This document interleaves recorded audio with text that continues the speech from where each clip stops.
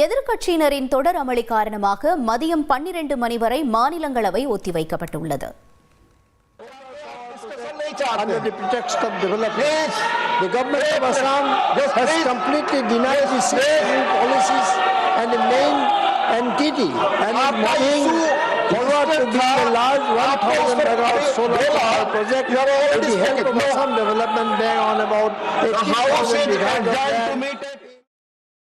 கூடுதல் தகவல்களை செய்தியாளர் ரமேஷ்குமார் வழங்கிட கேட்கலாம். ரமேஷ்குமார் வணக்கம். மாநிலங்களவை ஒத்திவைக்கப்பட்டிருப்பதற்கான காரணம் என்ன? முழு விவரங்களை பதிவு பண்ணுங்க.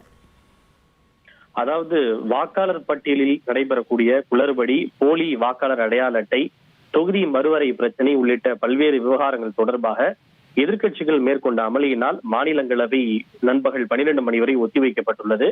அதாவது இந்த வாக்காளர் பட்டியலில் தொடர்ந்து குளறுபடிகள் நடைபெறுவதாகவும் பல இடங்களில் ஒரே எண் கொண்ட போலி வாக்காளர் அடையாள அட்டைகள் பல்வேறு மாநிலங்களில் வேறு வேறு நபர்களுக்கு வழங்கப்படுவதாக எதிர்க்கட்சிகள் தொடர்ந்து குற்றம் சாட்டி வருகின்றன.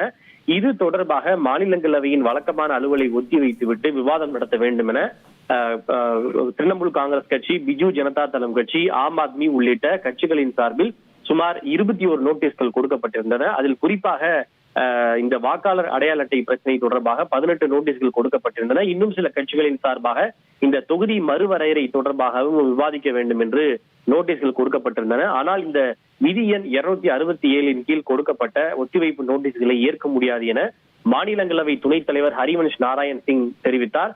இதனை ஏற்க மறுத்து எதிர்க்கட்சி எம்பிக்கள் கடும் முழக்கங்களை எழுப்பி அமளியில் ஈடுபட்டனர். உங்களுடைய தகவல்களுக்கு நன்றி ரமேஷ்.